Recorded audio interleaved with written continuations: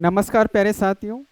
निर्माण क्लासेज के online platform पर आप सभी का स्वागत है। तो साथियों, निर्माण क्लासेज के ऑनलाइन प्लेटफॉर्म के माध्यम से राजनीति विज्ञान के लिए विभिन्न परीक्षाओं के लिए मैंने टेस्ट सीरीज शुरू की है, जिसमें हमने क्वेश्चन संख्या 1 से लेकर 10 तक की चर्चा इससे पहले वाली क्लास में कर ली है।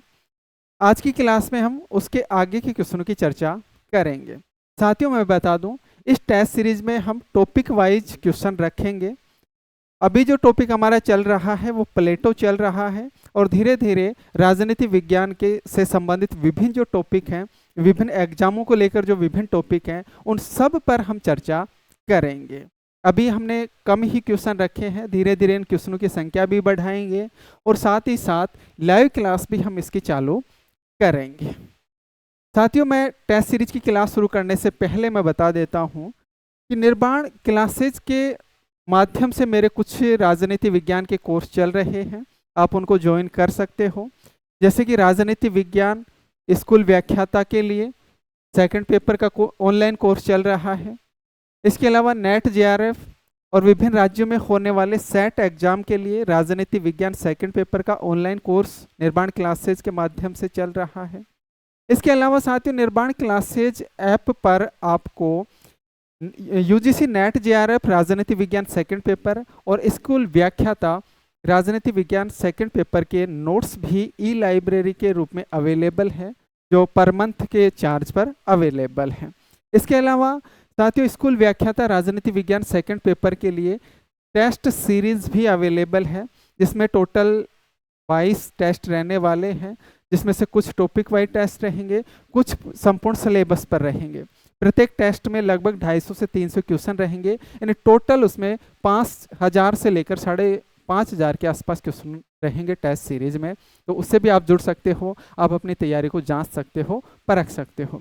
साथियों, निर्माण क्लासेज ऐप की लिंक आपको इस वीडियो के डिस्क्रिप्शन में मिल जाएगी, या सीधे आप गूगल प्ले स्टोर पे भी सर्च करके डाउनलोड कर सकते हो। तो साथियों, अब हम चलते हैं हमारी क्लास की तरफ, क्वेश्चन संख्या 11 की तरफ। 1 से 10 तक की चर्चा हमने इससे पहले वाली क्लास में कर ली है। टॉपिक हमने बता दिया, प्लेटो है। क्वेश्चन संख्या 11 की बात करें तो नीचे 2 अभिकथन दिए गए हैं, जिनमें से एक को अभिकथन ए के रूप में व दूसरे को तर्क आर के रूप में कहा गया है। किसी भी एग्जाम की बात करें तो ऐसे क्वेश्चन आपको 2 से 3 क्वेश्चन देखने को मिल जाते हैं, कथन और तर्क के, या कथन या कारण के। बड़े ही अच्छे क्वेश्चन होते हैं, और इन क्वेश्चनों का आंसर देते समय हमें बहुत ज़्यादा सोच समझकर आंसर इसका देना चाहिए, क्योंकि इसमें आपको पता चल जाता है कि कारण, कथन और कारण दोनों सही है, व्याख्या सही है या नहीं है। यहाँ कंफ्यूज हो जाता है स्टूडेंट। तो इनको, ऐसे क्वेश्चनों को सोच समझ के हमें एग्जाम में आंसर देना चाहिए। चलो, तो अभिकथन ए है, इसको कथन भी कहा जाता है। प्लेटो के अनुसार मनुष्य की आत्मा में 3 घटक होते हैं, विवेक, साहस और भूख। तर्क है, इसको कारण भी लिख दिया जाता है कि राज्य व्यक्ति का विराट रूप है, राज्य व्यक्ति का विराट रूप है।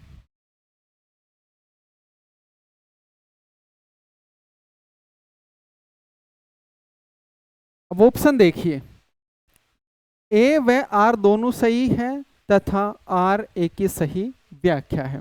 यानी कथन और कारण दोनों सही है, और जो कारण या तर्क है वो ए की सही व्याख्या है। क्या ये सही होगा? ऑप्शन दूसरा या ऑप्शन बी है, ए व आर दोनों सही है तथा आर ए की सही व्याख्या नहीं करता है। ऑप्शन तीसरा है, ए सही है लेकिन आर गलत है, और ऑप्शन चौथा है, ए गलत है लेकिन आर सही है। चलो, एक बार हम कथन और कारण की तरफ फिर से चलते हैं, फिर हम इस क्वेश्चन का आंसर करेंगे। आपको एक क्वेश्चन आता है, इसका आंसर आता है, तो आप कमेंट के माध्यम से इसका आंसर दे सकते हैं। तो प्लेटो के अनुसार मनुष्य की आत्मा में 3 घटक हैं, बिल्कुल है। प्लेटो ने अपनी पुस्तक रिपब्लिक में न्याय की विस्तृत व्याख्या की है। रिपब्लिक का उपशीर्षक भी प्लेटो ने कंसर्निंग ऑफ जस्टिस रखा है, न्याय प्रबंध रखा है, या न्याय से संबंधित रखा है। और प्लेटो ने दो तरह के न्याय की बात की है, व्यक्तिगत न्याय और सामाजिक न्याय की। प्लेटो कहता है कि कोई भी जो व्यक्ति है उसकी आत्मा में तीन तत्व पाए जाते हैं, या मनुष्य की आत्मा में तीन तत्व पाए जाते हैं। एक विवेक पाया जाता है, एक ज्ञान पाया जाता है, दूसरा साहस और तीसरा भूख पाई जाती है। और जब इन तीनों तत्वों में सामंजस्य होता है, संतुलन होता है, समन्वय होता है, तो व्यक्तिगत न्याय की स्थापना होती है। दूसरा प्लेटो करता है सामाजिक न्याय की बात। प्लेटो कहता है कि जिस तरह मनुष्य की आत्मा में तीन तत्व सूक्ष्म रूप में पाए जाते हैं, ये तीनों तत्व राज्य में भी विस्तृत रूप में पाए जाते हैं। अर्थात राज्य में भी विवेक, साहस और भूख, ये तीनों तत्व पाए जाते हैं, लेकिन व्यक्ति में ये कम मात्रा में और राज्य में विस्तृत मात्रा में पाए जाते हैं। अर्थात राज्य में तीन वर्ग पाए जाते हैं। प्लेटो कहता है कि राज्य में तीन वर्ग पाए जाते हैं। एक होता है दार्शनिक वर्ग, दूसरा होता है सैनिक वर्ग और तीसरा होता है उत्पादक वर्ग। यानी प्रत्येक व्यक्ति में तीन तत्व पाए जाएंगे, लेकिन एक तत्व प्रधान होगा, और जिस व्यक्ति में जो तत्व प्रधान है उसी प्रधान तत्व के आधार पर वर्गों का निर्माण होगा राज्य में। अर्थात जो दार्शनिक वर्ग होगा इसमें बुद्धि तत्व का या विवेक तत्व की प्रधानता होगी, सैनिक वर्ग है इसमें साहस तत्व की प्रधानता होगी, और उत्पादक वर्ग में संयम तत्व की प्रधानता होगी। और ये तीनों जो वर्ग हैं ये किसमें पाए जाएंगे? राज्य में पाए जाएंगे। अर्थात तर्क क्या है कि राज्य व्यक्ति का विराट रूप है, तो बिल्कुल है, भाई राज्य है वो व्यक्ति का विराट रूप इसलिए है कि व्यक्ति में जो तत्व कम मात्रा में थे वो राज्य में विस्तृत मात्रा में है। तो इस तरह कथन भी सही है, तर्क भी सही है, और कथन की तर्क व्याख्या भी सही करता है। तो इसका आंसर हो जाएगा ऑप्शन ए, अर्थात कथन व तर्क दोनों सही हैं, और तर्क है वो कथन की सही व्याख्या करता है।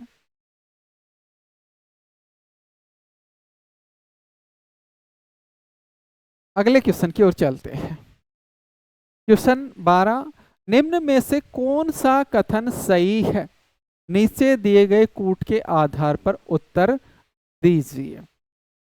चार कथन डाल रखे हैं, इसमें सही कौन कौन सा है ये हमें बताना है। तो प्लेटो की रिपब्लिक न्याय से संबंधित है। अभी हम बात कर रहे थे कि प्लेटो ने रिपब्लिक में न्याय की विस्तृत व्याख्या की है। रिपब्लिक का उपशीर्षक कंसर्निंग ऑफ जस्टिस रखा है। न्याय की स्थापना के लिए प्लेटो ने आदर्श राज्य की बात की है, दार्शनिक राजा की बात की है, शिक्षा व्यवस्था की बात की है, साम्यवाद की बात की है, तीन वर्ग तीन आत्माओं का सिद्धांत दिया है। तो इस तरह प्लेटो की रिपब्लिक न्याय से संबंधित है कथन। पहला जो कथन है वो सही है। प्लेटो श्रम विभाजन में विश्वास करता है। तो कथन दूसरा भी सही है, क्योंकि प्लेटो कहता है कि राज्य में तीन वर्ग हैं, दार्शनिक वर्ग, सैनिक वर्ग और उत्पादक वर्ग, और तीनों वर्गों के अपने अपने कार्य हैं। यानी दार्शनिक वर्ग का कार्य है शासन करना, दार्शनिक वर्ग का कार्य शासन करना है, सैनिक वर्ग का कार्य है रक्षा करना, और उत्पादक वर्ग का कार्य है उत्पादन करना, अर्थात राज्य की आवश्यकताओं की पूर्ति के लिए उत्पादन करना। तो तीनों का अलग अलग कार्य बताया गया है प्लेटो के द्वारा। अर्थात प्लेटो ने श्रम विभाजन किया है, श्रम को बांट दिया है तीन वर्गों में। तो दूसरा कथन भी सही है।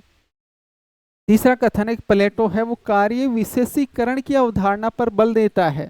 तो कथन तीसरा भी सही है कि प्लेटो है वो कार्य विशेषीकरण की अवधारणा पर बल इसलिए देता है कि प्रत्येक वर्ग का विशेष कार्य बताता है प्लेटो। कि दार्शनिक वर्ग का विशेष कार्य है शासन करना, सैनिक वर्ग का विशेष कार्य है रक्षा करना, उत्पादक वर्ग का विशेष कार्य है उत्पादन करना। और तीनों वर्ग अपना अपना कार्य करें, दूसरे के कार्य में हस्तक्षेप ना करें, तो न्याय की स्थापना होगी। कार्य विशेषीकरण की बात भी करता है। प्लेटो के लेख हैं वो संवाद के रूप में है, डायलॉग के रूप में है, बातचीत की शैली में लिखे गए हैं। तो प्लेटो की विभिन्न रचनाओं की हम बात करें तो प्लेटो की जो रचनाएं हैं वो बातचीत की शैली में लिखी गई है, संवाद की शैली में लिखी गई है, अर्थात विभिन्न पात्रों के मध्य बातचीत के माध्यम से प्लेटो ने अपने ग्रंथ लिखे हैं। और जिसका मुख्य प्रवक्ता सुकरात है, जो प्लेटो का गुरु था, और सुकरात ने प्लेटो के विचारों का प्रतिनिधित्व किया है। एक कृति को हम छोड़ दें, द लोज, एक कृति है प्लेटो की द लोज। तो द लोज में तो सुकरात है, मुख्य प्रवक्ता नहीं है, मुख्य नायक नहीं है। बाकी की सभी कृतियों में मुख्य प्रवक्ता सुकरात मिलता है। तो बातचीत शैली में लिखी गई है, यानी प्लेटो के जो लेख है वो संवाद के रूप में है, और इसी कारण प्लेटो के लेखों को संवाद भी कहा जाता है। तो चारों सही हैं, तो आंसर इसका सही हो जाएगा उपरोक्त सभी, उपरोक्त सभी। अगले क्वेश्चन की ओर चलते हैं। अगला क्वेश्चन है कि प्लेटो ने उनके विचारों को लिया था, यानी किन किन के विचारों को प्लेटो ने लिया, या किस किस से प्लेटो प्रभावित था। Option A Heraclitus, option B Parmenides, option C सुकरात, और ऑप्शन डी है उपरोक्त सभी। इसका आंसर आ जाएगा उपरोक्त सभी। देखो प्लेटो की हम बात करें तो प्लेटो 4 व्यक्तियों से प्रभावित था। एक थे इनके गुरु सुकरात, सुकरात से प्लेटो ने विचार ग्रहण किए हैं। दूसरे हैं पाइथागोरस, पाइथागोरस। तीसरे हैं हेराक्लिट्स, और चौथे हैं पैरामेनाइड्स, पैरामेनाइड्स या परमेनाइड्स कहते हैं, पैरामेनाइड्स कहते हैं, वही की बात है। इन 4 व्यक्तियों से प्लेटो प्रभावित है। सबसे ज्यादा जो प्लेटो पर प्रभाव है सुकरात का है। सुकरात प्लेटो के गुरु थे। जैसे कि प्लेटो का जो विचार है सद्गुण ही ज्ञान, सद्गुण का स्वरूप, सुकरात का जो सत्ता सिद्धांत है, सुकरात के जो दर्शन के आधार बिंदु है, इन सबसे प्लेटो प्रभावित था। सबसे ज्यादा प्रभाव प्लेटो पर सुकरात का ही है। और इसी वजह से एक विद्वान है मैक्सी, इन्होंने लिखा भी है कि प्लेटो के रूप में सुकरात पुनर्जीवित हो गए हैं। दूसरा प्रभाव है पाइथागोरस का। प्लेटो के जो कुछ सिद्धांत हैं, जैसे कि दार्शनिक राजा का सिद्धांत, 3 वर्ग 3 आत्माओं का सिद्धांत, जो गणित का महत्व प्रतिपादित प्लेटो ने जो किया है, स्त्रियों को समान अधिकार जो प्लेटो ने दिए हैं शिक्षा के क्षेत्र में, शासन के क्षेत्र में, यानी स्त्री पुरुष समानता का विचार आदि से जो प्लेटो प्रभावित है वो पाइथागोरस से प्रभावित है। हेराक्लिट्स और पैरामेनाइड्स, इन दोनों से भी प्लेटो प्रभावित है। और प्लेटो का एक सिद्धांत है theory of idea, theory of idea या थ्योरी ऑफ फॉर्म भी इसको कहा जाता है। हिंदी में बात करें तो आकार का सिद्धांत, विचार का सिद्धांत, प्रत्यय का सिद्धांत। हिंदी में इसको कहा जाता है आकार का सिद्धांत या विचार का सिद्धांत या प्रत्यय का सिद्धांत। तो ये जो सिद्धांत है प्लेटो का, ये हेराक्लिट्स और पैरामेनाइड्स इन दोनों से प्रभावित है। इसका आंसर क्या हो जाएगा? उपरोक्त सभी, अर्थात सुकरात से भी प्रभावित है, हेराक्लिट्स से भी है, पैरामेनाइड्स से भी है, और इसके अलावा पाइथागोरस से भी प्लेटो प्रभावित है। क्वेश्चन नंबर 14 की ओर चलते हैं। प्लेटो द्वारा चर्चित सद्गुण के 4 संगठकों का सही क्रम बतलाइए। प्लेटो द्वारा चर्चित सद्गुण के 4 संगठकों का सही क्रम बतलाइए। 4 संगठक जो सद्गुण के प्लेटो ने बताए हैं, अर्थात प्लेटो ने 4 सद्गुणों की बात की है। न्याय, जस्टिस, ये अंग्रेजी का जो शब्द है ना, ये भी याद रख लीजिएगा। साहस, करेज, संयम, टेम्परेंस, और बुद्धिमानी या विवेक भी कह सकते हैं, विजडम। ये 4 सद्गुण प्लेटो ने बताए हैं। अब इसको सही क्रम की हम बात करें, देखो प्लेटो की हम बात करें तो प्लेटो कहता है कि एक जो मनुष्य है उस मनुष्य की आत्मा में 3 तत्व पाए जाते हैं या 3 सद्गुण पाए जाते हैं। बुद्धिमानी या विवेक, बुद्धिमानी या विवेक।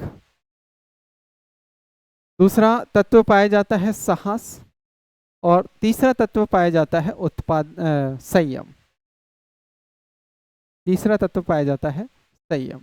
ये तीन तत्व या तीन सद्गुण मनुष्य की आत्मा में पाए जाते हैं, और जब इन तीनों तत्वों में संतुलन समन्वय होता है तो एक चौथे सद्गुण या चौथे तत्व की उत्पत्ति होती है, और वो है न्याय। चौथे तत्व की उत्पत्ति होती है वो न्याय है। यानी न्याय जो है ये विवेक, साहस और संयम में संतुलन और समन्वय स्थापित करने का कार्य करता है। तो सबसे पहला तत्व विवेक हो गया या सद्गुण विवेक हो गया, दूसरा साहस, तीसरा संयम और चौथा न्याय। तो सबसे पहले हो जाएगा विवेक यानी बुद्धिमानी, चौथा ऑप्शन इसमें है। दूसरा हो जाएगा साहस, तो साहस पे दूसरा यानी ये। तीसरा संयम, संयम 3 नंबर पे है, और चौथा है न्याय, चौथे नंबर पर। न्याय है वो फर्स्ट, यानी ये वाला ऑप्शन आपका सही हो जाएगा। तो ऑप्शन इसमें सी सही होगा। यहाँ ध्यान रखने की बात ये है कि प्लेटो ने न्याय को सर्वोच्च सद्गुण कहा है। प्लेटो ने न्याय को सर्वोच्च सद्गुण कहा है, लेकिन क्रम की दृष्टि से बात करें तो क्रम की दृष्टि से प्लेटो ने न्याय को अंतिम क्रम पे रखा है, चौथे क्रम पर रखा है, जबकि सर्वोच्च सद्गुण कहा है। ये भी ध्यान रख लीजिएगा, सीधा क्वेश्चन बन जाए कि इन चारों सद्गुणों में से सर्वोच्च सद्गुण कौन सा है, तब आप विवेक मत कर देना, न्याय करना है, जबकि क्रम की दृष्टि से चौथे नंबर पे आ जाएगा। अगले क्वेश्चन की ओर चलते हैं।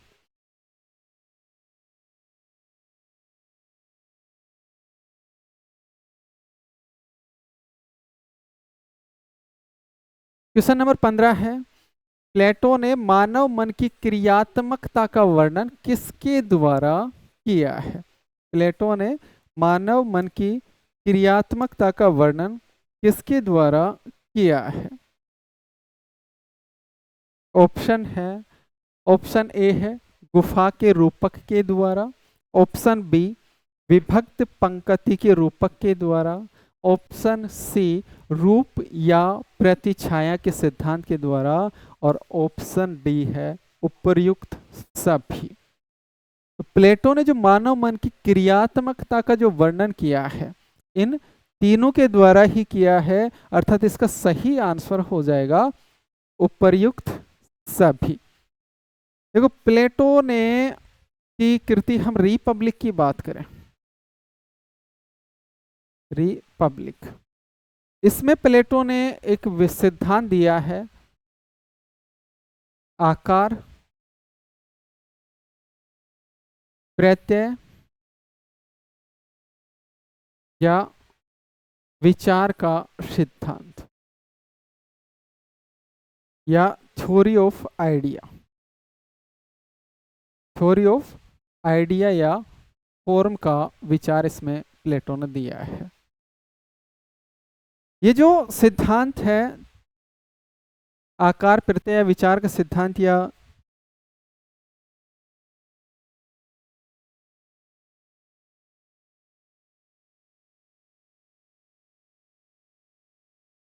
ये जो सिद्धांत है थ्योरी ऑफ आइडिया या थ्योरी ऑफ फॉर्म, इसको प्लेटो ने अपनी कृति रिपब्लिक में गुफा के रूपक के माध्यम से बताया है। गुफा के रूपक या गुफा के दृष्टांत के माध्यम से बताया है, अर्थात एक मनगढ़ंत कथा के माध्यम से प्लेटो ने इसको बताया है। ये जो मनगढ़ंत कथा है ये सुकरात के द्वारा सुनाई जाती है, और ये ग्लाकोन को सुनाई जाती है। ग्लाकोन जो प्लेटो का भाई था, और इसमें सुकरात ने इस कथा के माध्यम से प्लेटो को ज्ञान के बारे में बताता है या ज्ञान के महत्व के बारे में बताता है। प्लेटो एक गुफा का दृष्टांत बताता है कि गुफा है, कहता है कि ग्लाकोन एक ऐसी गुफा की कल्पना करो जिसमें कुछ व्यक्ति जन्म से ही बंदी है और उनको बेड़ियों से जकड़ा गया है और उनको ऐसे द्वार से बांधा गया है, यानी वो केवल सामने की द्वार को ही देख पाते हैं, और गुफा का जो दरवाजा है व्यक्तियों की पीठ के पीछे है, जहाँ से प्रकाश आता है, और एक रास्ता है उससे गुफा के दरवाजे के पास, जहाँ से विभिन्न पशु पक्षी मानव विभिन्न आकृतियां गुजरती हैं, और उनकी छाया पड़ती है सामने के द्वार पर, जिसको मनुष्य देखता है। यानी मनुष्य वास्तविक वस्तु को नहीं देखता है, केवल और केवल उस छाया को देखता है, और उस छाया को ही वास्तविक मान बैठा है। लेकिन जब किसी मनुष्य को बाहर लाया जाए और वो वास्तविक चीजों को देखे, तो उसको ज्ञान हो जाएगा वास्तविकता का, उसको वास्तविकता का ज्ञान हो जाएगा। तो ये जो सिद्धांत समझाया है गुफा का रूपक के दृष्टांत के द्वारा, इसमें कुछ शब्दावलियां दी है प्लेटो ने, कुछ शब्दावलियां दी है, जैसे कि भीतरी आंखें, प्रति छाया,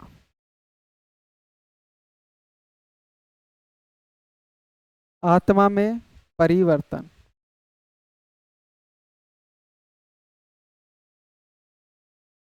सद्गुण ही ज्ञान है,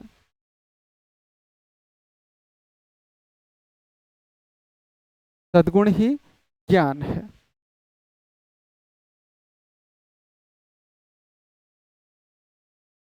एक है विभाजित रेखा, विभाजित रेखा।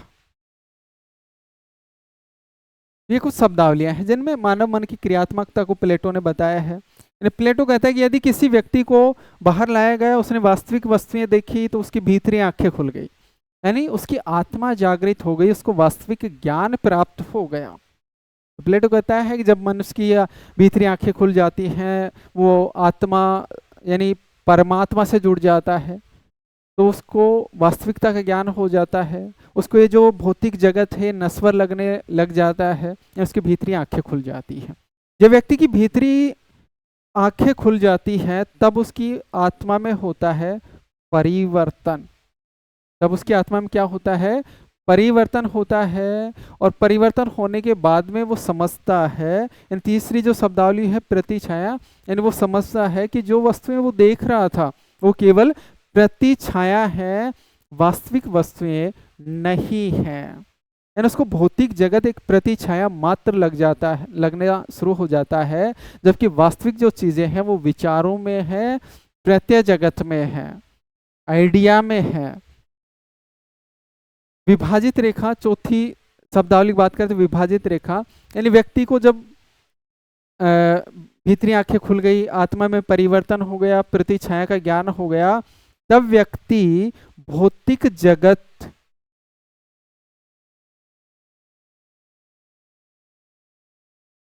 और पारलौकिक जगत,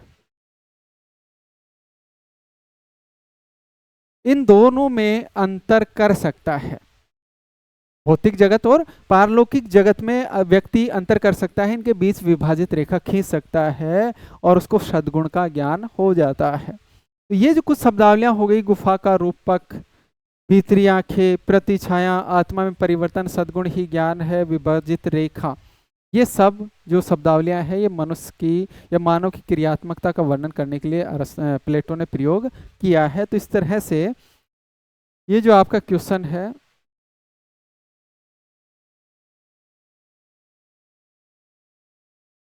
कि प्लेटो ने मानव मन की क्रियात्मकता का वर्णन किसके द्वारा किया है, तो उपरोक्त सभी इसका आंसर हो जाएगा। अगले क्वेश्चन की ओर चलते हैं। अगला क्वेश्चन है, नीचे दो अभिकथन दिए गए हैं, जिनमें से एक को अभिकथन ए के रूप में, दूसरे को तर्क आर कहा गया है। अभिकथन ए है, प्लेटो का न्याय सही कार्य करने की प्रवृत्ति का प्रतिपादन करता है। प्लेटो का जो न्याय है वो सही कार्य करने की प्रवृत्ति का प्रतिपादन करता है। और दूसरा तर्क है, अन्याय झेलने से अच्छा अन्याय करना है। ऑप्शन आपके हैं, ए व आर दोनों सही है, आर ए की सही व्याख्या है। ऑप्शन बी है, ए व आर दोनों सही है तथा आर ए की सही व्याख्या नहीं है। ऑप्शन सी है, ए सही है लेकिन आर गलत है।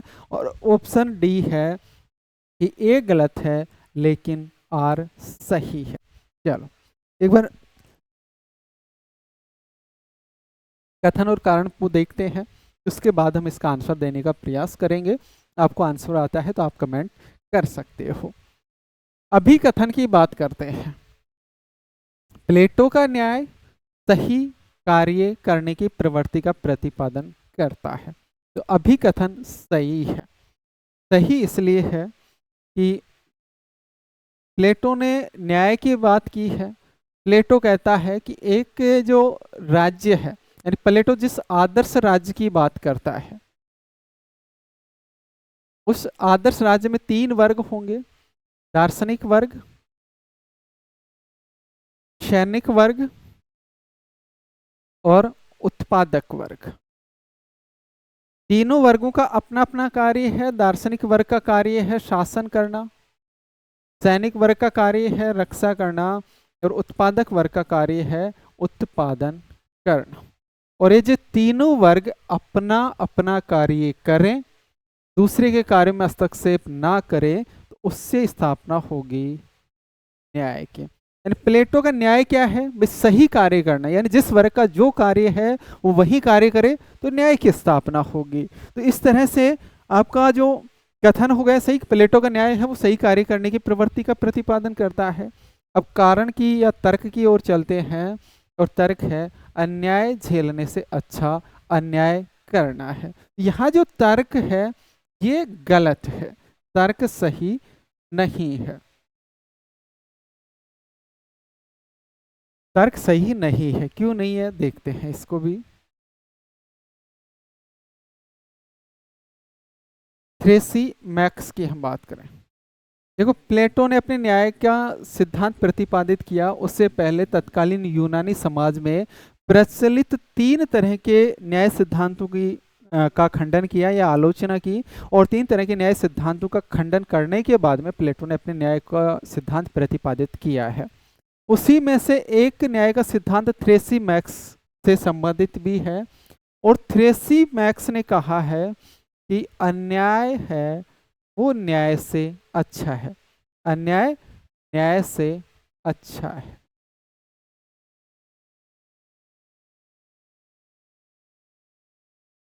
यानी थ्रेसी मैक्स का कहता है कि जो न्याय है वो शक्तिशाली का हित है। थ्रेसी मैक्स कहता है कि जो न्याय है वो शक्तिशाली का हित है।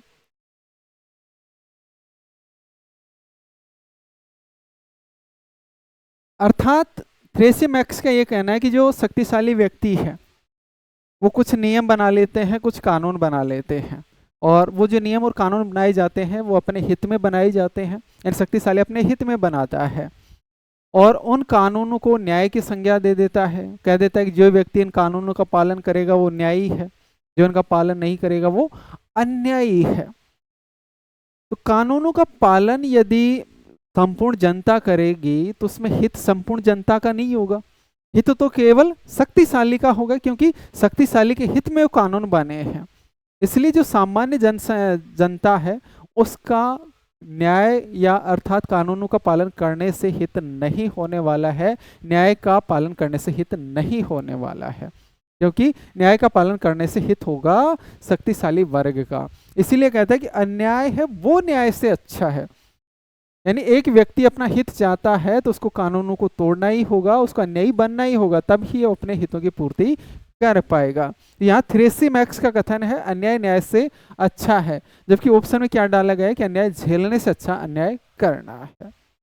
तो ये आपका गलत हो जाएगा, तो इसमें सही आंसर होगा ए सही है लेकिन आर गलत है।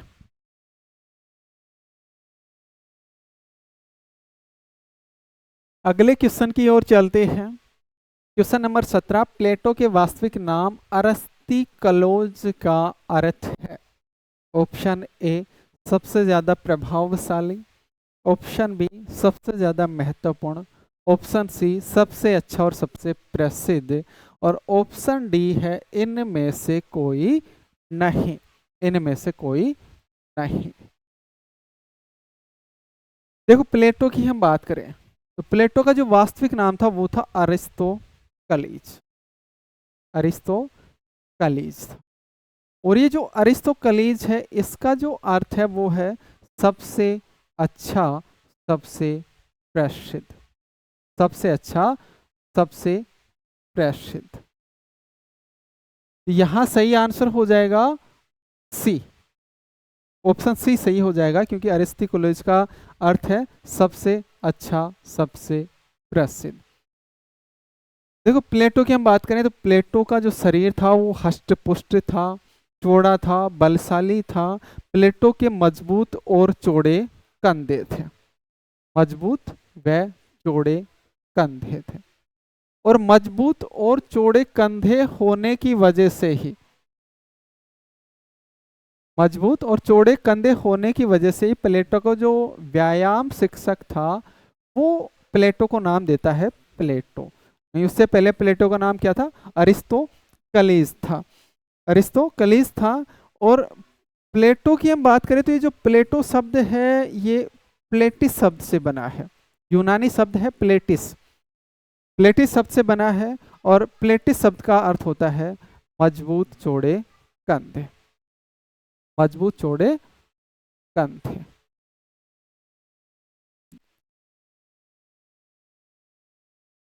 ठीक है, तो प्लेटो प्लेटिस शब्द से बना है जिसका अर्थ है मजबूत चौड़े कंधे। इसका यूनानी शुद्ध उच्चारण प्लातोन है। इसको यूनानी भाषा में अफलातून भी कहा जाता है, सॉरी इसमें अरबी भाषा में इसको अफलातून भी कहा जाता है। प्लेटो को अरबी भाषा में कहा जाता है अफलातून, वहीं इसका प्लातोन उच्चारण है यूनानी भाषा में, यूनानी भाषा में।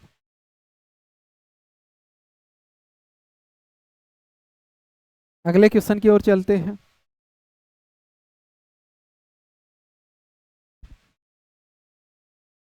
क्वेश्चन है पोटाने थी, पोटाने कौन थी? पोटाने प्लेटो की माता थी, या प्लेटो की पत्नी थी, या प्लेटो की बहन थी, या प्लेटो की गुरु माता थी? यहाँ सही आंसर हो जाएगा प्लेटो की बहन। तो प्लेटो की बहन की बात करें तो प्लेटो की बहन का नाम पोटाने था।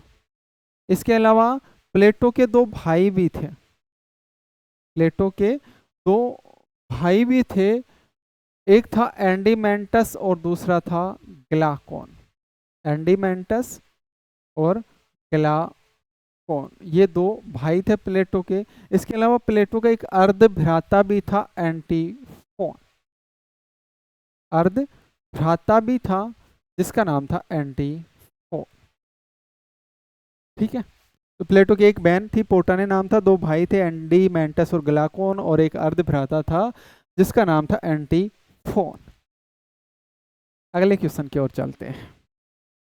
कथन है, मैं ईश्वर का धन्यवाद करना चाहता हूं कि मैं असभ्य असंस्कृत गैर यूनान की बजाय यूनान में जन्मा, दास की बजाय नागरिक के रूप में, स्त्री के बजाय पुरुष के रूप में जन्मा, किंतु सबसे अच्छी बात है कि मैं सुकरात के युग में जन्मा।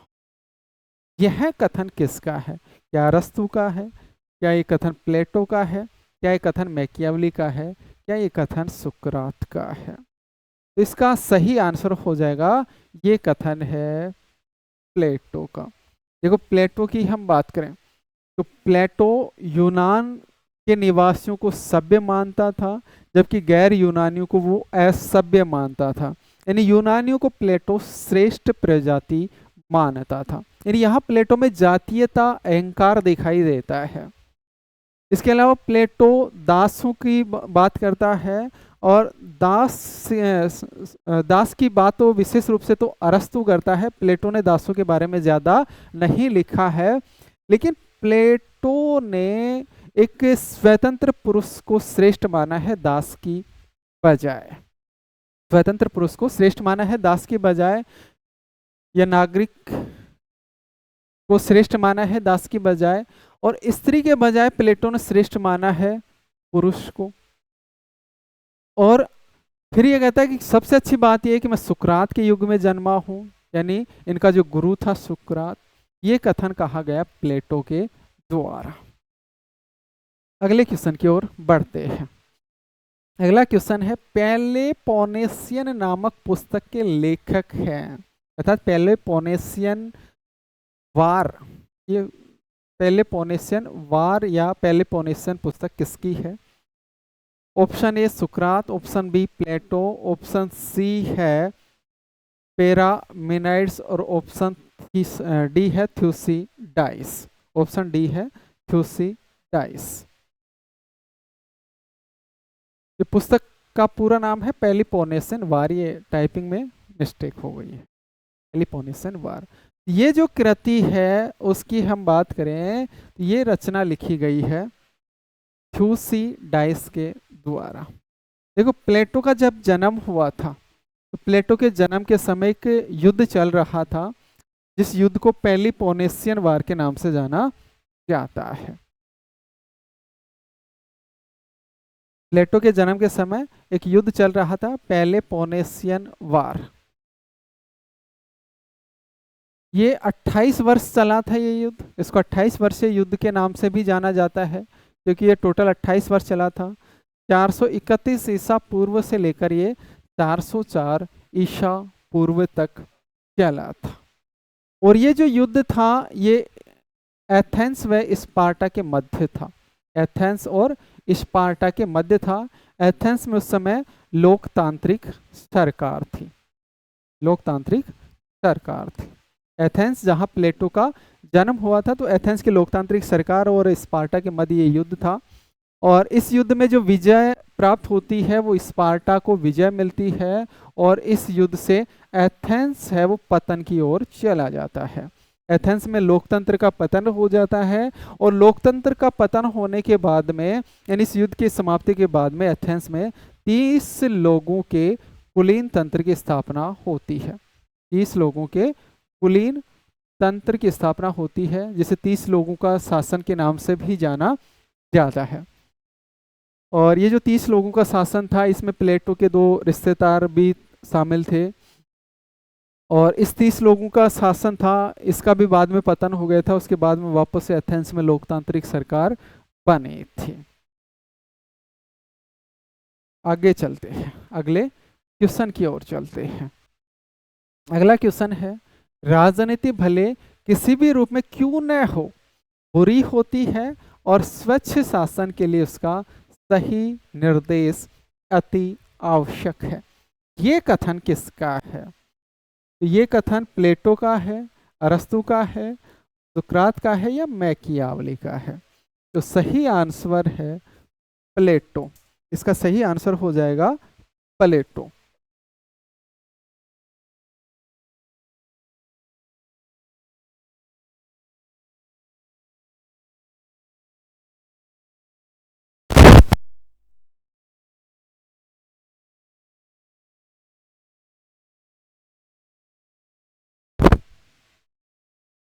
सही आंसर इसका हो जाएगा प्लेटो। ये प्लेटो ने कथन क्यों कहा उसकी हम बात करते हैं।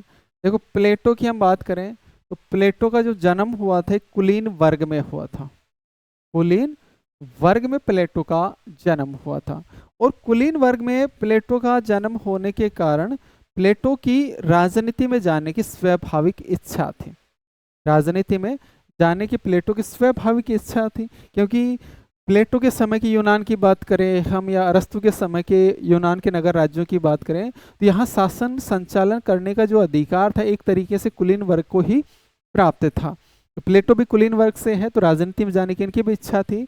लेकिन 2 घटनाएं घटित होती हैं, 2 घटनाएं घटित होती हैं जिनकी वजह से प्लेटो का राजनीति से मोह भंग हो जाता है। राजनीति से मोह भंग हो जाता है और कहता है कि राजनीति भले किसी भी रूप में क्यों ना हो, उसका सही निर्देश अति आवश्यक है। इन 2 घटनाओं की बात करें तो एक घटना है 30 लोगों का शासन, 30 लोगों का शासन, और दूसरी घटना है एथेंस की लोकतांत्रिक सरकार द्वारा सुकरात को मृत्युदंड देना। एथेंस की लोकतांत्रिक सरकार के द्वारा सुकरात को मृत्युदंड देना। अभी हम बात कर रहे थे कि जब प्लेटो का जन्म हुआ उस समय एथेंस और स्पार्टा के मध्य पेलोपोनेशियन वार चल रहा था, जो 28 वर्ष चला था, जिसमें स्पार्टा की विजय होती है और एथेंस के लोकतांत्रिक सरकार का पतन हो जाता है।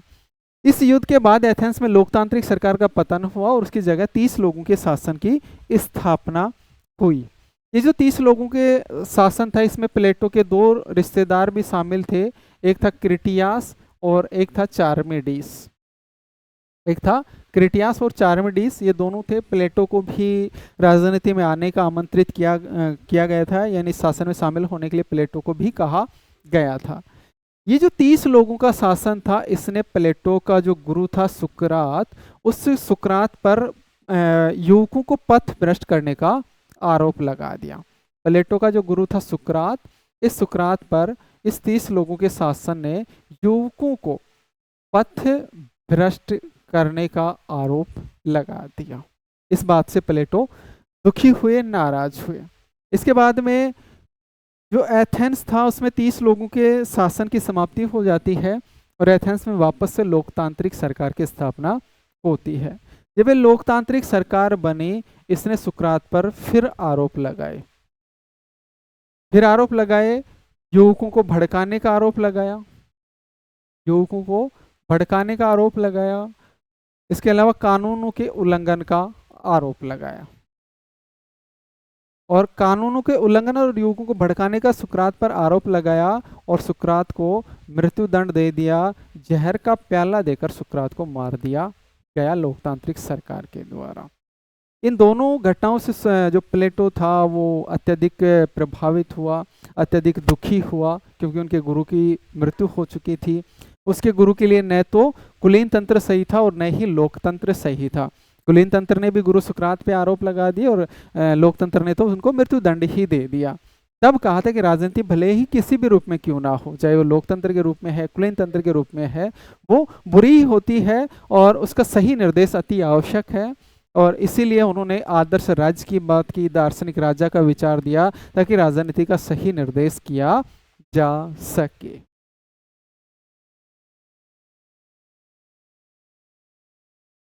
अगले क्वेश्चन की ओर चलते हैं। अगला क्वेश्चन है, सुकरात की मृत्यु के बाद प्लेटो एथेंस छोड़कर सर्वप्रथम कहाँ गए? सुकरात की मृत्यु के बाद प्लेटो एथेंस छोड़कर सर्वप्रथम कहाँ गए? तो कहाँ गए? ऑप्शन ए है निगारा गए, या कोराम्ब गए बी, ऑप्शन सी है फारस गए, ऑप्शन डी है मिस्र गए। देखो, एथेंस की जो लोकतांत्रिक सरकार थी उसने सुकरात को मृत्युदंड दिया, जहर का प्याला देकर मार दिया गया। सुकरात की जो प्लेटो का गुरु था, मृत्यु हो जाती है 399 ईसा पूर्व। 399 ईसा पूर्व। और जैसे ही सुकरात की मृत्यु हुई, प्लेटो ने यूनान को, एथेंस को छोड़ दिया। एथेंस को छोड़ दिया और एथेंस से भागकर प्लेटो जाता है सबसे पहले निगारा। एथेंस से भागकर प्लेटो सबसे पहले निगारा जाता है और निगारा प्रसिद्ध गणितज्ञ थे यूक्लिड, जिनकी शरण लेता है। निगारा में प्रसिद्ध गणितज्ञ थे यूक्लिड, इनके पास प्लेटो ने शरण ली थी। उसके बाद प्लेटो फारस भी जाता है, मिस्र भी जाता है, यूनान के विभिन्न नगर राज्यों में भ्रमण करता है। लगभग 12 वर्षों तक प्लेटो है वो विश्व का भ्रमण करता है। ऐसा माना जाता है कि प्लेटो भारत में भी आता है। जो गंगा नदी के तट पर स्थित मगध राज्य था, वहाँ प्लेटो आया था। प्लेटो ने यहाँ वेदांत दर्शन का अध्ययन किया, वेदांत की शिक्षा ली। तो सबसे पहले प्लेटो एथेंस छोड़ने के बाद कहाँ गया था? निगारा गए थे 399 ईसा पूर्व में, सुकरात की मृत्यु के बाद। अगले क्वेश्चन की ओर बढ़ते हैं। अगला क्वेश्चन है, प्लेटो में सुकरात पुनः जीवित हो गया है, यह कथन है। प्लेटो में सुकरात पुनः जीवित हो गया है, यह कथन है, किसका है? Option A Barker, option B Sabine, option D है कोल पोपर और ऑप्शन सी है कोल पोपर और ऑप्शन डी है मैक्सी। इसका सही आंसर हो जाएगा मैक्सी। देखो, प्लेटो पर 4 व्यक्तियों का प्रभाव था, कुछ ही देर पहले हम बात कर रहे थे। एक तो सुकरात का प्रभाव था प्लेटो पर, जो इनके गुरु थे। इसके अलावा प्लेटो पर पाइथागोरस का प्रभाव था। प्लेटो पर हेराक्लिट्स का प्रभाव था। प्लेटो पर पेरामेनाइड्स का प्रभाव था। पार्मेनिड्स का प्रभाव था। इसमें सबसे ज्यादा जो प्रभाव प्लेटो पर पड़ा वो सुकरात का पड़ा, सबसे ज्यादा प्रभाव सुकरात का पड़ा है। प्लेटो की विभिन्न जो रचनाएं संवाद शैली में लिखी गई हैं उनमें मुख्य जो प्रवक्ता है, मुख्य प्रवक्ता या नायक सुकरात है, यानी सुकरात से सबसे ज्यादा प्रभावित था प्लेटो। और इसी वजह से मैक्सी ने लिखा है कि प्लेटो में सुकरात पुनः जीवित हो गया है। यानी प्लेटो के विचारों को जब हम पढ़ते हैं तो कभी कभी हमें ऐसे लगता है कि प्लेटो नहीं बल्कि सुकरात ये बातें कह रहा है। अगले क्वेश्चन की ओर बढ़ते हैं। अगला क्वेश्चन है, निम्न में से गलत को छांटिए। 4 ऑप्शन है, इसमें से देखना है कि गलत कौन सा है, इसमें से गलत कौन सा है। ऑप्शन ए है एकेडमी प्लेटो द्वारा स्थापित शिक्षण संस्थान था, बिल्कुल था। ये एकेडमी की स्थापना प्लेटो ने 386 ईसा पूर्व में की थी। एथेंस में आने के बाद में 399 ईसा पूर्व की हम बात करें तो 399 ईसा पूर्व में सुकरात की मृत्यु हो गई। सुकरात की मृत्यु के बाद प्लेटो ने एथेंस को छोड़ दिया। 12 वर्षों तक विभिन्न जगह चक्कर काटते रहे।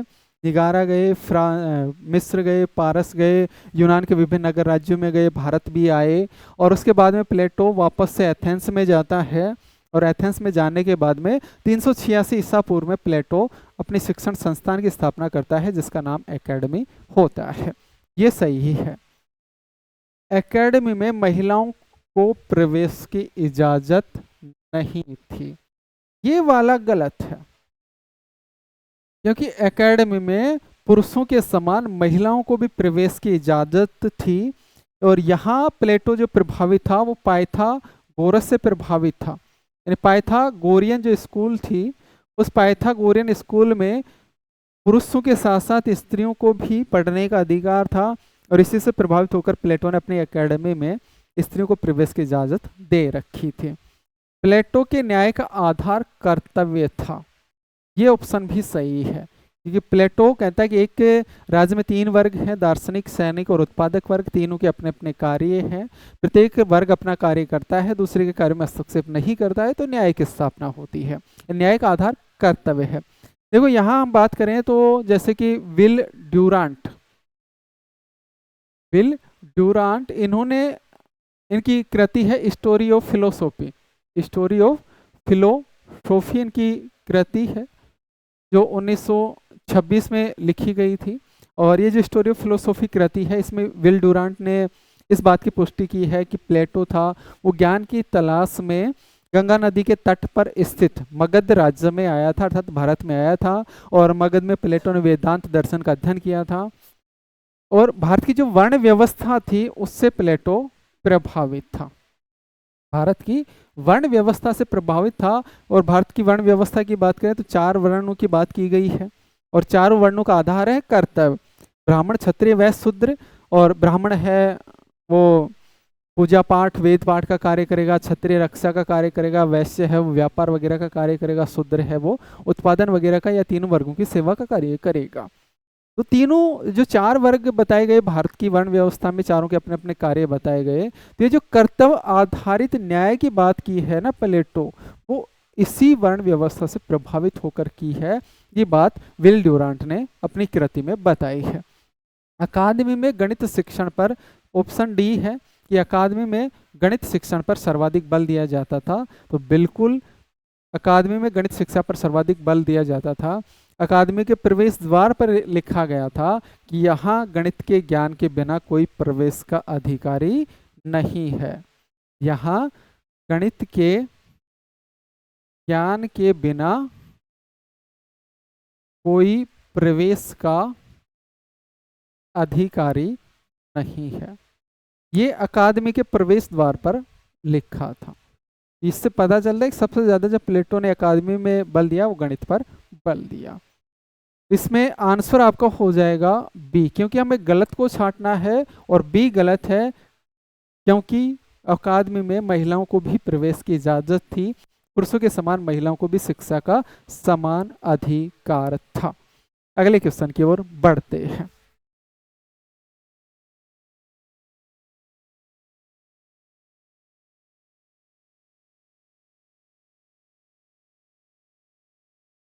अगला क्वेश्चन है, असंगत को छांटिए या गलत जोड़े को छांटिए। राजनीतिक दर्शन के प्रणेता प्लेटो। सही है ये तो सही है, अर्थात राजनीतिक दर्शन के प्रणेता प्लेटो ही है।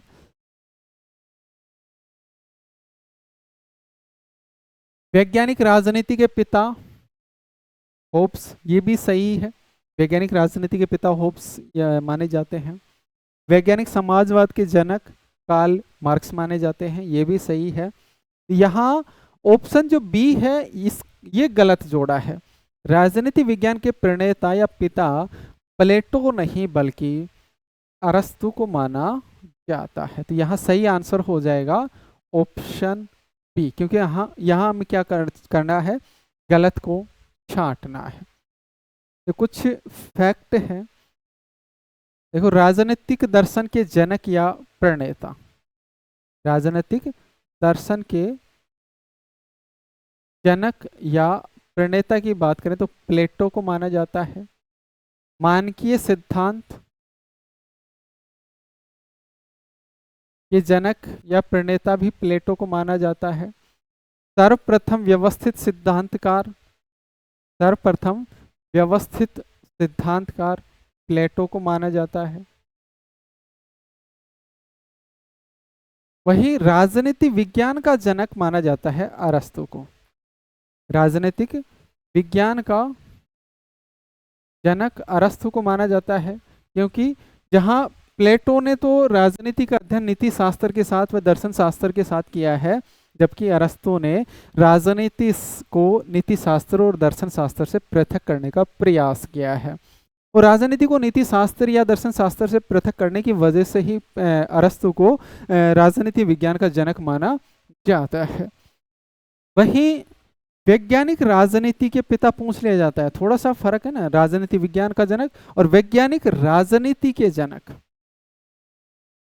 या पिता। तो यहाँ आप ध्यान रखिएगा, होप्स हो जाएंगे, कंफ्यूज नहीं होना है, ऑप्शन को अच्छे से ध्यान रखना है। यहाँ कौन आंसर क्या हो जाएगा, होप्स। राजनीति विज्ञान के जनक अरस्तु और वैज्ञानिक राजनीति के पिता या जनक होप्स। एक शब्द है वैज्ञानिक व्यक्तिवाद। वैज्ञानिक व्यक्तिवाद के जनक की हम बात करें तो हर्बर्ट स्पेंसर है। एक है वैज्ञानिक समाजवाद के पिता, वैज्ञानिक समाजवाद के पिता, और इसका आएगा कार्ल मार्क्स। वैज्ञानिक समाजवाद के पिता कार्ल मार्क्स हैं। वहीं राजनीतिक सिद्धांतों के पुनरुत्थान के प्रणेता या पिता, राजनीति सिद्धांत के पुनरुत्थान के प्रणेता जॉन रॉल्स।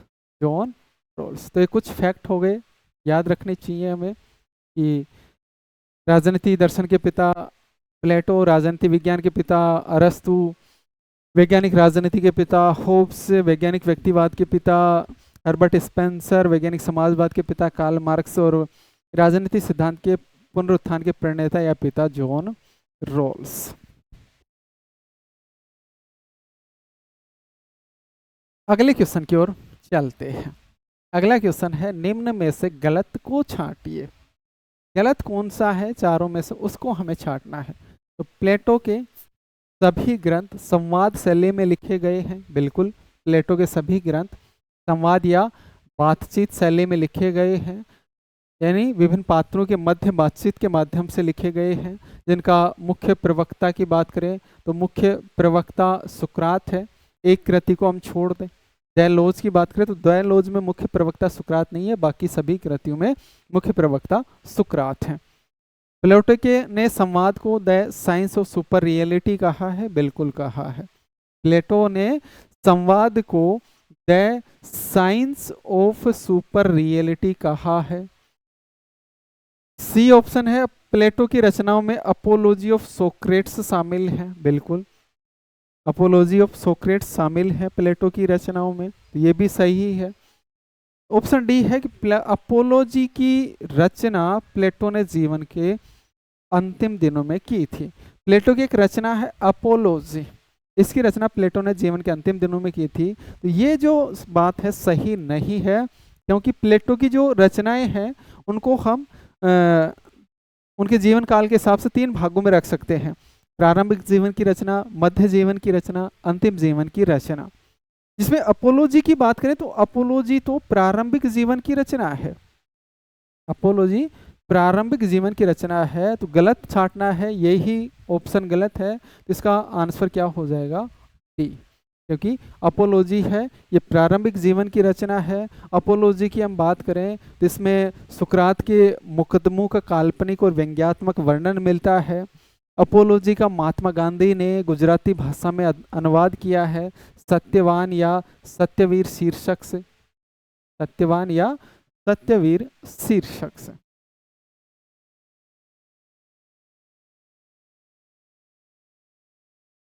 गुजराती भाषा में अनुवाद किया है महात्मा गांधी ने।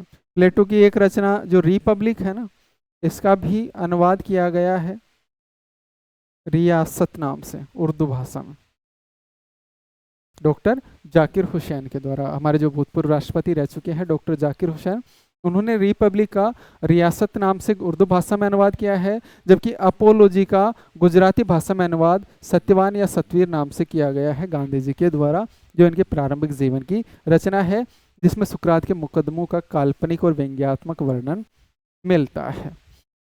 अगले क्वेश्चन की ओर चलते हैं। इसमें भी गलत को छांटना है। ऑप्शन ए है प्लेटो की कृति रिपब्लिक में मुख्य प्रवक्ता सुकरात नहीं है। ये गलत कथन है, क्योंकि रिपब्लिक में तो मुख्य प्रवक्ता सुकरात ही है।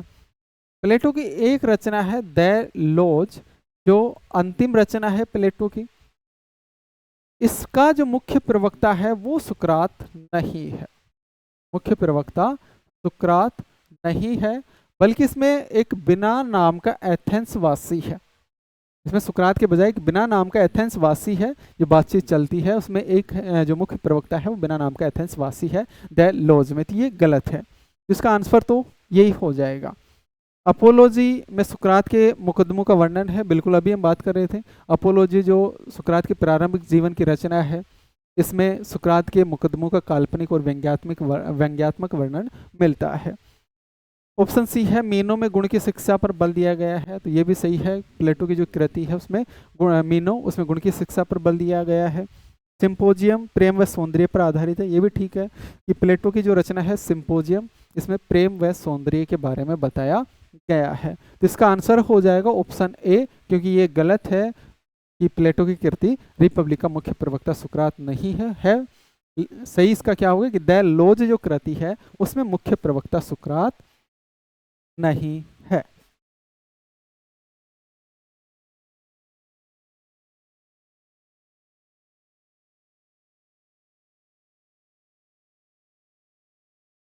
आगे चलते हैं, अगले क्वेश्चन की ओर चलते हैं।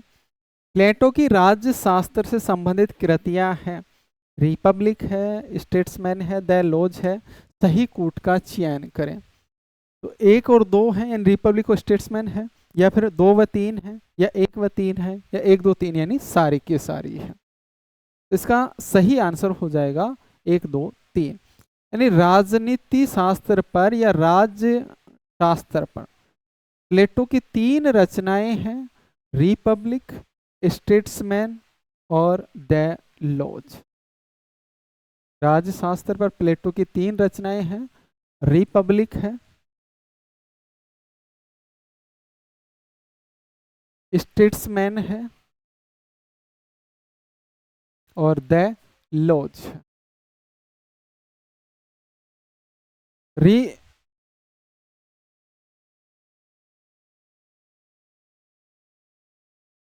रिपब्लिक की हम बात करें तो इसमें प्लेटो ने आदर्श राज्य का विचार दिया है, जिसको यूनानी भाषा में कहा है कैलीपोलिस। इसमें प्लेटो ने दार्शनिक शासक का विचार दिया है, इसमें प्लेटो ने शिक्षा सिद्धांत का प्रतिपादन किया है। इसमें प्लेटो ने साम्यवाद सिद्धांत का प्रतिपादन किया है। इसमें 3 वर्ग 3 आत्माओं का सिद्धांत है। 3 वर्ग 3 आत्माओं का सिद्धांत है। वहीं हम स्टेट्समैन की बात करें,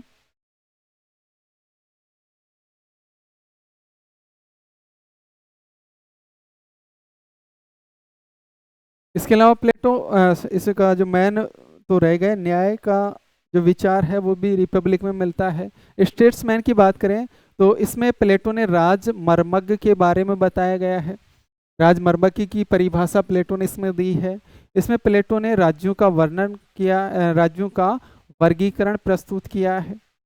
राज्यों का वर्गीकरण इसमें मिलता है, राजमर्मज्ञ की परिभाषा इसमें मिलती है। वहीं दैलोज की बात करें, इसमें प्लेटो ने उप आदर्श राज्य का विचार दिया है। आदर्श राज्य का विचार रिपब्लिक में और उप आदर्श राज्य का विचार दैलोज में। और उप आदर्श को यूनानी भाषा में कहा है मैग्नीसिया, जहां आदर्श राज्य को कहा है कैलिपोलिस और उपादर्श राज्य को कहा है मैग्नीसिया। पूछे जा सकते हैं क्वेश्चन, ध्यान रखिएगा, पूछा भी जा चुका है और पूछा जा सकता है। दैलोज है, इसमें प्लेटो ने विधि के शासन की चर्चा की है। विधि के शासन की चर्चा की है। इसके अलावा एक नोक्ट्रल परिषद का वर्णन इसमें किया है। न्यास परिषद भी इसको कहते हैं, इसको निशाचर परिषद भी कहते हैं। दैलोज में उपादर्श राज्य का वर्णन, में विधि के शासन का वर्णन और नोक्ट्रल परिषद का वर्णन मिलता है। तो ये तीनों कृतियां हैं, ये राजशास्त्र से संबंधित है। अगले क्वेश्चन की ओर बढ़ते हैं। क्वेश्चन नंबर 29 है, रिपब्लिक का संबंध नहीं है 3 वर्गों के सिद्धांत से, विधि के शासन से, आदर्श राज्य से या फॉर्म ऑफ ट्राइएंगल से। किससे संबंधित नहीं है? संबंध नहीं है रिपब्लिक का विधि के शासन से, क्योंकि विधि का शासन का वर्णन तो प्लेटो की रचना दैलोज में मिलता है।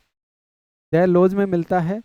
जबकि 3 वर्गों का सिद्धांत रिपब्लिक में मिलता है कि राज्य में जो आदर्श राज्य है उसमें 3 वर्ग होंगे, दार्शनिक, सैनिक और उत्पादक वर्ग। तीनों के कार्य बताए हैं, तीनों का आत्मा का प्रधान तत्व प्लेटो ने बताया है।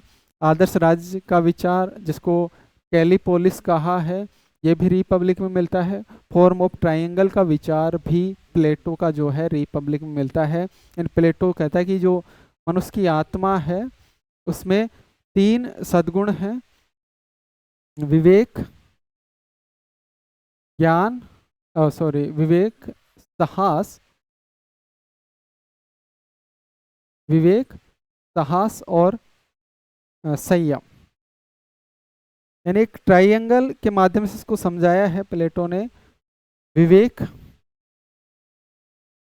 साहस और संयम।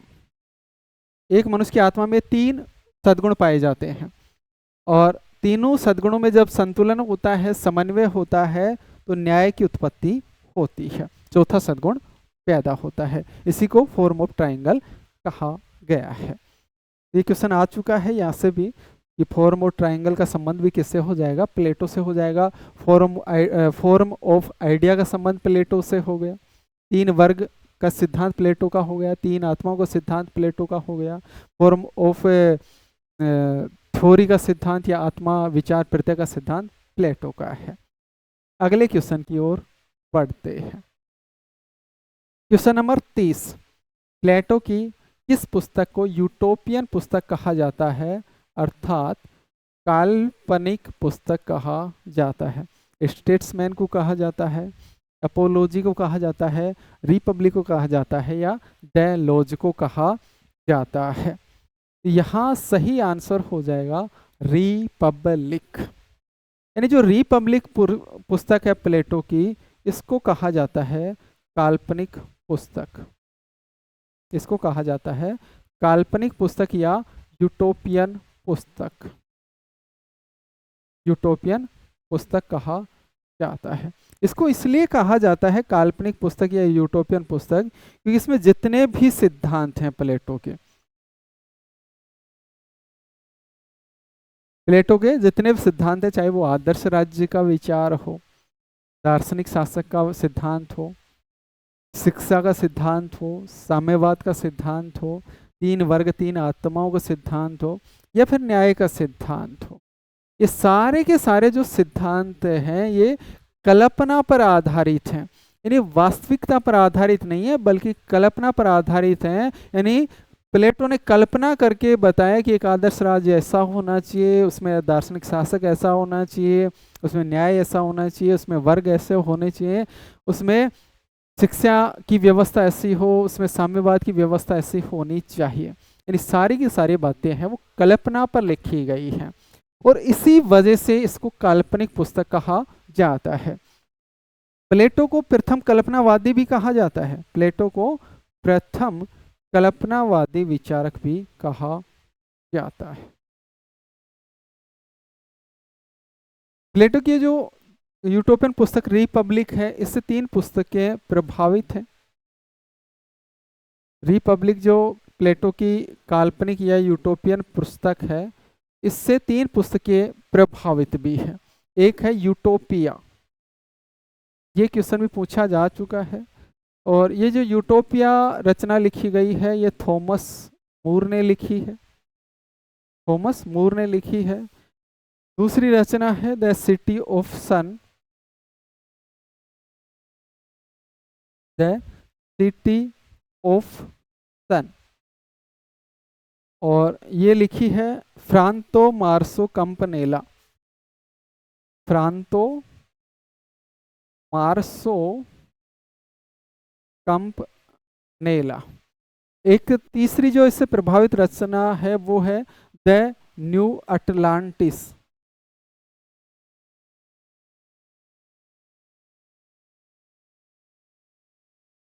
और ये जो दो द न्यू अटलांटिस रचना है ये फ्रांसिस बेकन की रचना है, फ्रांसिस बेकन की रचना है।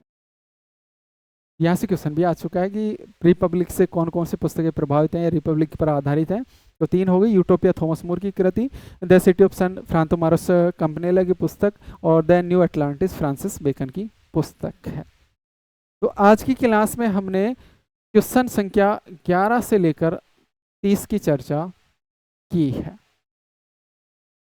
यदि आपको ये क्लास अच्छी लगी है, क्वेश्चन अच्छे लगे हैं, सॉल्यूशन अच्छा लगा है, तो क्लास को लाइक करें, अपने सुझाव कमेंट के माध्यम से दे सकते हैं, ज़्यादा से ज़्यादा इस क्लास को शेयर करिएगा ताकि सभी विद्यार्थी इस क्लास से जुड़ पाएँ, अपनी तैयारी को बेहतर कर पाएँ, अपनी तैयारी को जांच पाएँ, परख पाएँ, एग्जाम में होने वाली गलतियों को पहले ही सुधार पाएँ।